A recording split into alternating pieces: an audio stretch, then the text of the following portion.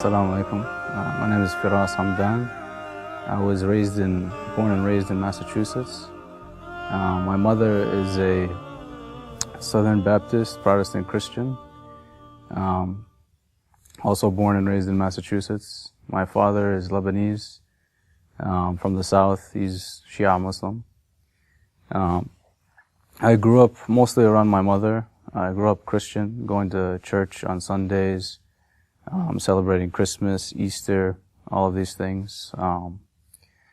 The area that I grew up in is mostly, Anglo-Saxon, white American, Christian. Was not a very diverse area. I think the nearest mosque was about an hour and a half away. Halal meat is also an hour and a half away. Anything pretty much like Islamic or ethnic or anything is very far. So you can imagine like the area and, what I had to grow up around. But for the most part, everything I've known my whole life until I was about 13, 14 years old was typical American. I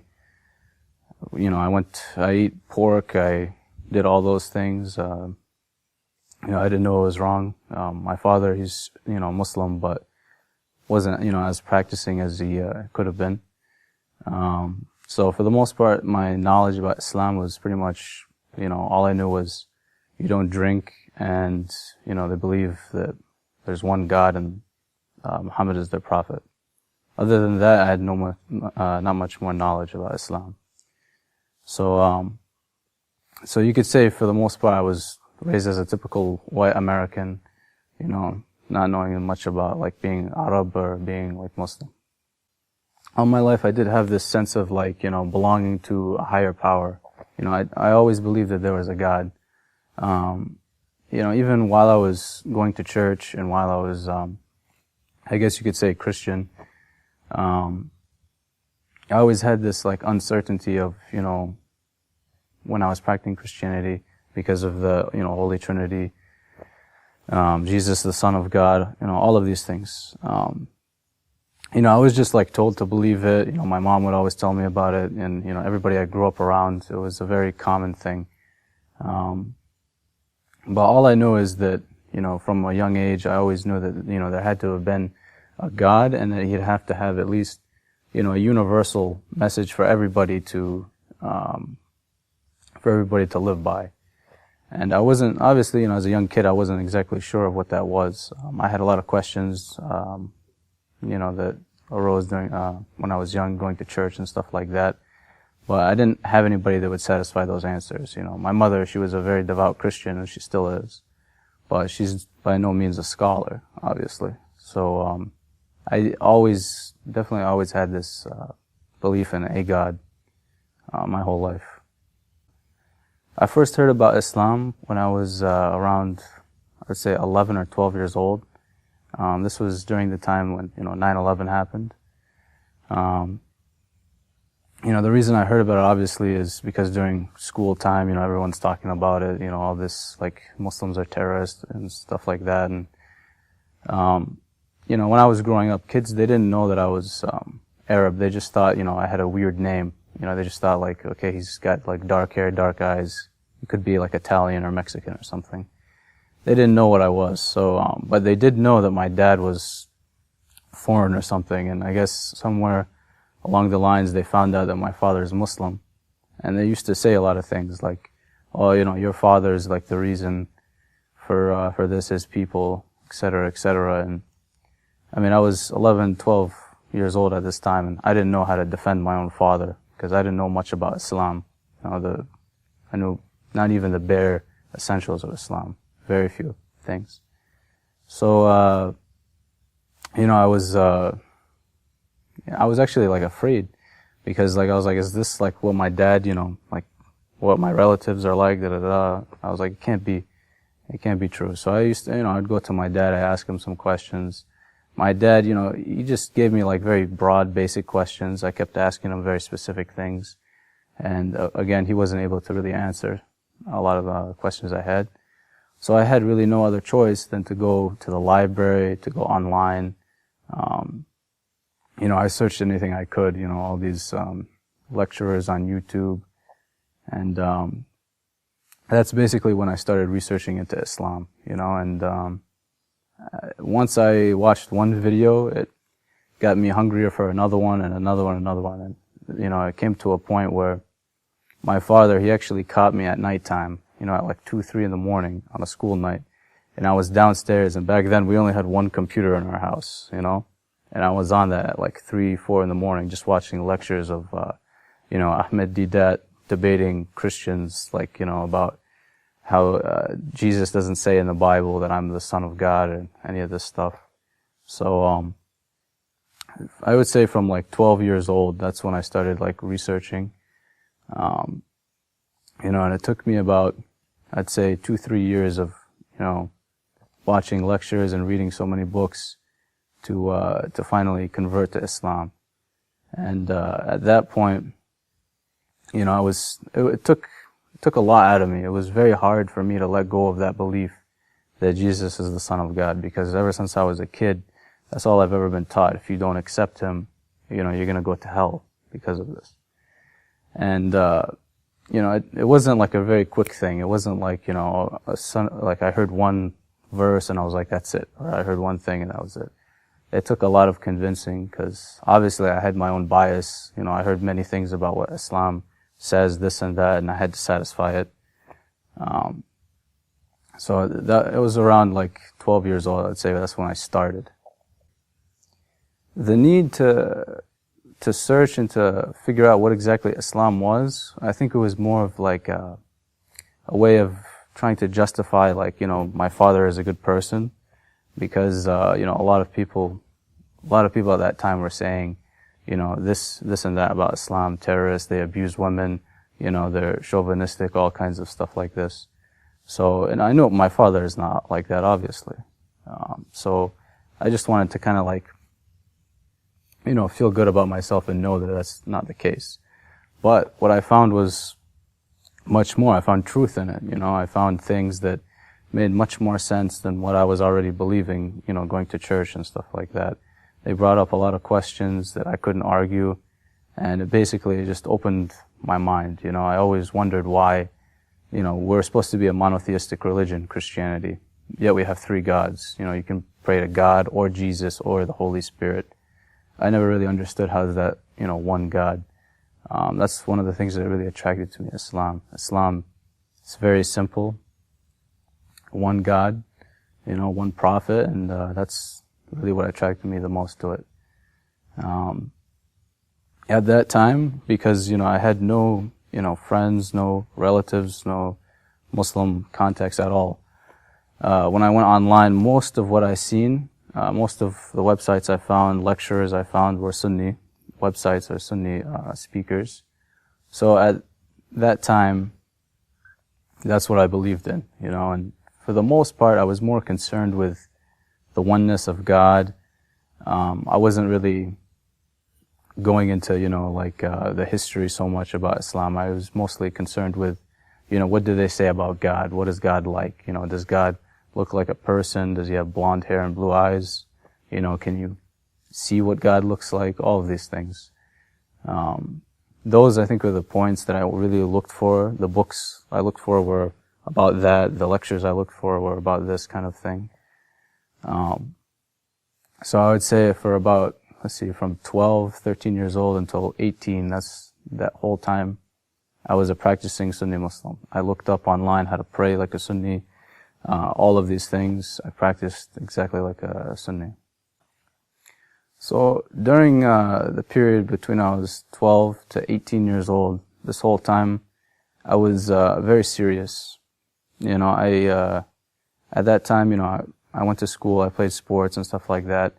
I was the only Arab/Muslim in my entire school. From elementary school to middle school all the way to high school. Never had Muslim or Arabs as classmates. So I was the only one. And, in a way, I kind of liked it. I was very, very serious, and I wanted to be a good example for everybody else, And I was not afraid of being different. I remember my junior year in high school, I decided I wear, like the skull cap. I think they call it a kufi. I wore it to school every single day. I wanted people, to come up and ask me, why do you wear this? Why are you, like this? Why don't you eat pork and stuff like that? Of course, during that time, I was still eating, haram meat, and all that other stuff, but they don't know, they didn't know that what I was doing was wrong. But yeah, I kind of wanted to attract this attention. And I think that's, in the beginning, that's what I really liked about Sunni Islam, because they do, they have a lot of da'wah, videos and stuff like that. They go out to non-Muslims very much, and they're very active. And that's kind of how I was. I was very, out there. I was, debating people a lot in school, Christians, Jews, I was very into that, especially with Christians. I always, anytime, there was people talking about politics or religion, I wanted to be the first one in there and say my 2 words, But, when I was 18 years old, a senior in high school, my father, it's not like my father didn't see all this. He noticed, he's like, oh, my son, he's a Salafi, he's praying like this, he's saying everything is bid'ah, and, my dad had a conversation with me. He's like, why are you Sunni or whatever, he started saying a lot of things. He's like, they did this and they did that or whatever. I wouldn't take anything my dad would say seriously because at the beginning, when I started researching Islam, I kind of established that my dad is not a valid resource of what, religion is. So, I would argue with him about these things, and I would, beat him with the Sunni argument against my dad who's Shia, So, I said to myself, I was like, okay, I was turned off already by, Shiism. I seen a lot of things online, pictures, stuff like that. I would be in a lot of chat rooms and stuff online saying that Shia, they hate the, companions, they hate all of these things, hate, all these. So I was just wondering, what made them hate these people so much, or do they hate these people so much? All of these questions kind of arose. So I was like, I owe it to my dad. Why don't I just check into this, see what it's like? So, I started trying to find Sunni Shia, debates online. And mostly what I just kept finding was Sunnis talking about Shiism. I never really found a lot of lecturers of Shiism, Shia lecturers talking about Shia Islam. So I kept getting a lot of these people saying, that they, during Ashura, they turn off the lights and they commit adultery with each other. They, believe that, Ali is above the Prophet, they worship the Imams, all of these things. So I was like, what, when I was going to church, people would say a lot of things about Islam. So I was like, okay, this sounds a lot like what I was told about Muslims before I became Muslim. So let me look into it a little bit more. So I started listening to some lectures. I found a few. I found Hajj Hassanain Rajabali, I found Sayyid Ammar Nakshawani. I found a few others too. And, they started talking about the history a little bit more, and I realized I didn't know too much about the history. I just know more about the theology, just basically beliefs in God and stuff like that. So when I started looking into the history, Imam Hussein came up. That was the biggest thing for me when I decided to lean more towards the Shia school of thought. I never heard about the martyrdom of Imam Hussein before that. Some of the hadiths and stuff like that I heard when I was listening to Sunni lectures, most of it was when Hassan and Hussein were little kids. Very little things about them. Almost nothing. I knew Imam Hussein was killed, but I didn't know it was a massacre or anything like that. I was not taught that.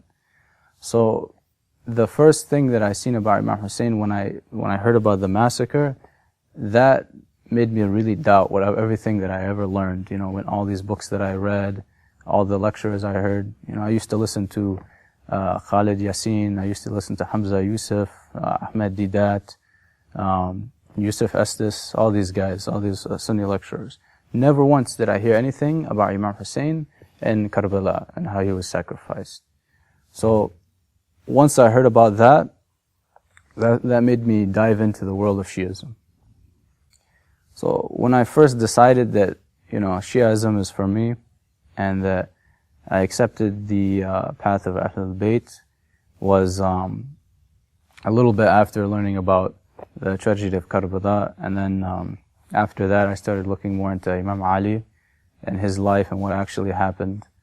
Some of the answers that started to make sense. I seen some battles like the Battle of Jamal.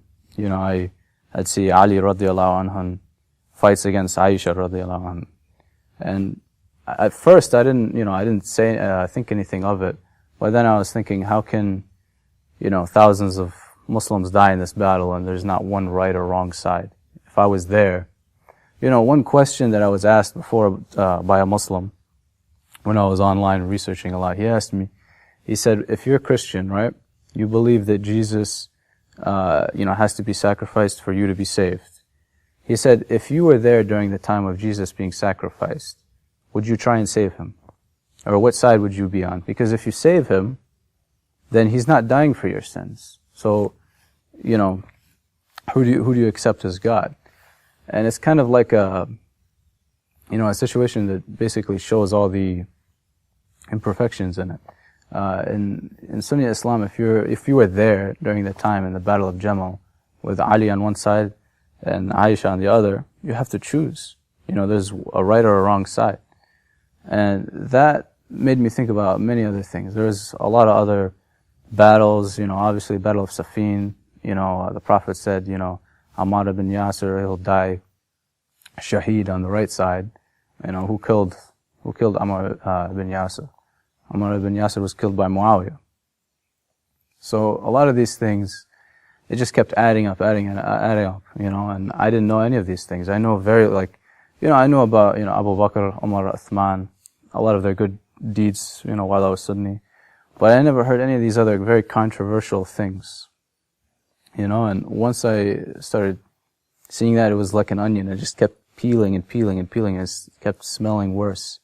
And Shiism, everything that I was told about it, they had an answer for. There was a lot of things that I was very uncomfortable about, about Muta, about, the 12 Imams, and do you pray to them, or what is it, tawassul, or, etc., all these questions. I got an answer for it, and I got not just a Quran verse, but I also got hadith to back it up, tafsir, and all of these things. And a lot of the Shias that I listened to online, they were just extremely knowledgeable in history. It was like sitting in a history class. Most of the lecturers that I heard that were Sunni, they talked more about just kind of like, rational thoughts, like, okay, of course God is one. Like, they would talk about Christians, like, how can you believe, that Jesus is the Son of God? Don't you have, a mind? God is one. So when I was becoming Shia, and I was thinking, like, all of these guys, they would talk so confidently to these Christians and saying, how can you believe in the Trinity and all these things? You're an adult. Well, I was thinking, if you guys are talking about how can they believe that, you have Imam Ali. He was born in the Kaaba. He was, the successor of the Prophet. All of these things that he has, under his belt. And you put him as the same as other people. All of these things that I was saying in Christianity that I, thought that made me doubt, I was finding them a lot within Sunni Islam. And Shia Islam, I did not find any faults. Every question that I had, I was given a very satisfying answer. So when I first, reverted or converted again to Shiism, that was, I would say, my real conversion. Because before, when I was Sunni, I used to eat, anything chicken, there was, haram food and stuff like that. When I became Shia, I was like, okay, that's it. Like, I've, looked at it from every angle possible. This is, the true religion of God. So I took it very seriously. I remember one day I was at home, and for a while now I've been eating haram meat while I was Shia, and I was like, okay, I can't. In my head I kept saying, I can't do this. I can't go on for much longer eating this and knowing that it's wrong. So one day my mom, she made a meal for us. We sat down, and I looked at it and I'm like, all right, that's it. This is my last meal. This is it. Like, I can't keep doing this anymore. So I told my mom, I said, listen, I'm going to eat this right now, but I'm telling you, from now on, I'm not eating any more meat unless it's halal meat, okay? And my mom thought I was joking, and my mom actually didn't even understand, the concept of like halal and not, halal meat. So, of course, what's she gonna do? She's my mother. She's been cooking food for me since I was a kid, and I've been eating it. My mom's an amazing cook, obviously. So she was very angry. I knew it was gonna happen because I know my mom's thoughts about Islam. She's, it's been very hard practicing, around my mom because I know it bothers her a lot, and she's, she prays a lot for me. She always thinks that I'm gonna come back and stuff like that, and always invites me to her Bible studies. But sometimes I go just for whatever. But anyways, I remember she told me, she said, if you're gonna do that, if you're gonna start eating, blessed meat, then I'm not gonna cook anything for you anymore. So at that time, between 18 and 20 years old, when I graduated from high school until 20, my mom, she didn't cook any more meals for me. I had to cook everything for myself at home. That was probably the hardest time of my life. My parents at that time, they got divorced. My father, he moved back to Lebanon. I was home with my mother, my younger sister. I inherited a lot more responsibilities. And on top of that, I made my mom much more angrier than she needed to be.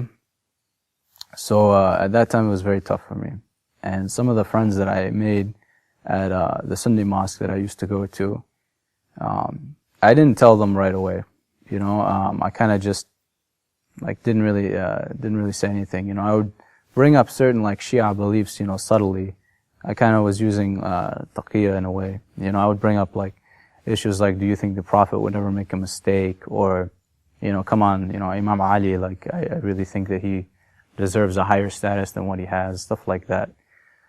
But eventually, they figured it out. I started praying differently. They started asking questions.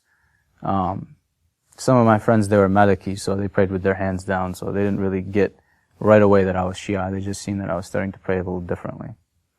But then, I started saying some stuff during, around Muharram, when I would go to the mosque and they would fast, on the 10th of Muharram. And I would find out exactly why they do that. It's, my friend, he told me, he's like, the 10th of Muharram is a good day, we should fast. And I was like, what do you mean? Why do we need to fast? His name was Fuad. I told him, I said, Fuad, this is the day that the grandson of the Prophet was martyred. This is a day we need to mourn. We should think about exactly, how, his family dealt with it and all these things and stuff like that. And he said, that was the first time I remember they're like, are you Shia? And I was like, I know I couldn't hide it. And I was like, yeah, I'm Shia. I can't do these things anymore. I know what's right and what's wrong. I can't pretend like I don't see them. And after that, I noticed they started distancing themselves, so they stopped, asking me to hang out as much.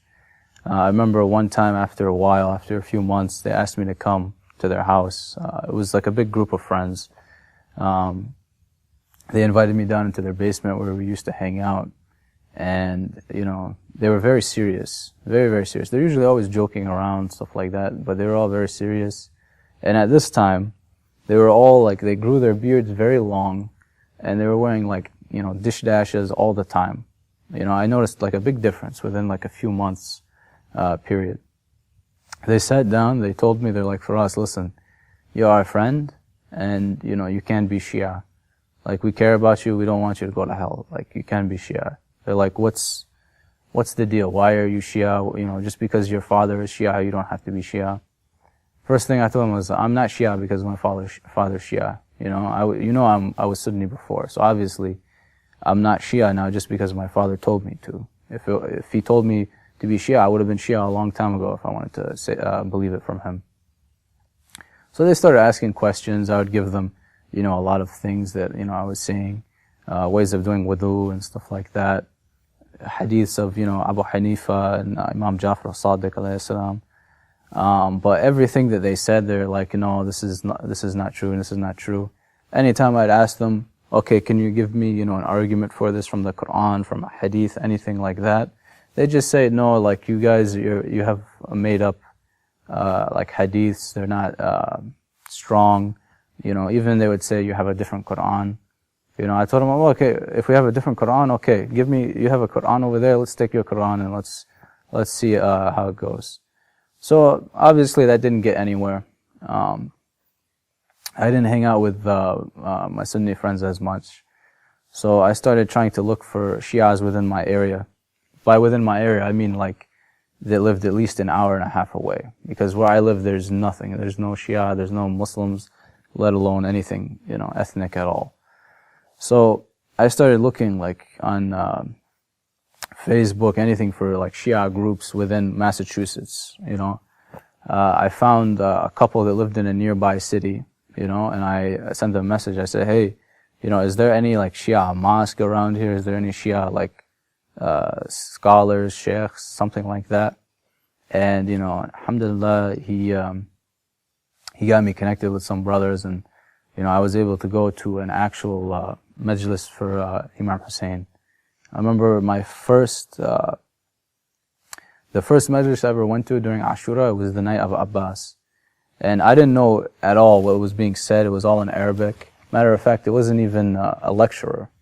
It was, we went to a small house. It must have been like 30 people at max. And we were just watching a TV of a guy speaking, and I didn't understand anything he was saying. I'd ask, one of the guys I was with, who was he talking about? He said he was talking about, Abu Fadl Abbas.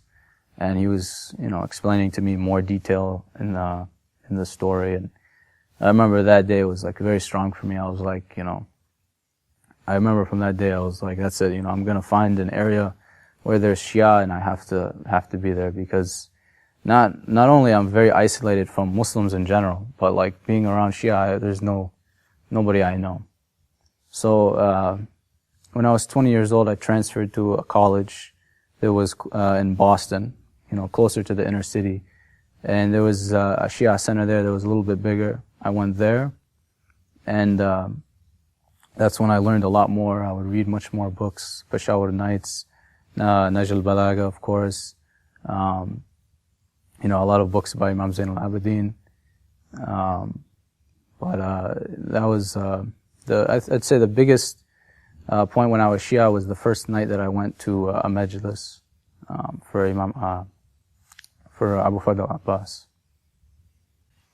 The Ahlul Bayt, they saved me from a very, like troubling existence in life. When I was, younger, when you come from like a mixed family, when your mother's, American, Anglo-Saxon white, your father's, Arab, he's Muslim, and my mother's Christian, you have an identity crisis. I didn't know where I belonged. I was struggling being, a Christian.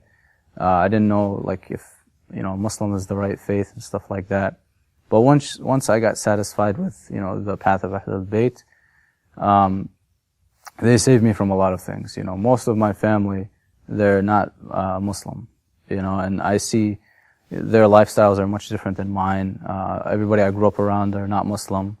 They got into a lot of drugs, alcohol, partying, stuff like that. And I know I could have easily been influenced, with that if I didn't have these role models like Imam Ali alayhi salam, like Imam Hussein alayhi salam, like all of the Imams we have, the Prophet, of course. If I didn't have, a solid foundation for Islam, as far as like when I first started learning, I could have easily fallen into this lifestyle. I was mostly in the world of sports. And in the world of sports, you get offered a lot of things. And if I didn't have a strong faith, in the Ahlul Bayt, then I would have easily fallen. So I definitely would have to thank, Imam Hussein alayhi salam, because Karbala, when I learned of this, it was one of the strongest, impacts in my life. As a Christian, they really like sell the crucifixion of Christ, to somebody. And it's very like strong when you hear it, in church from a Christian preacher. It's, a man is being crucified. So obviously there's a lot of, emotions there. When I heard about Imam Hussein being sacrificed, it was kind of like, it was kind of like a good transition from, you know, the crucifixion of Jesus to how Imam Hussein was basically crucified. That story with me was very strong. Anytime, you know, I was going through difficulties, whether it was at school or at home or, you know, anywhere else, I would think about, you know, Imam Hussein and his sacrifice, about Abu Fadl, about, you know, Ali Asghar, all of the Ahlul Bayt who were sacrificed during Karbala.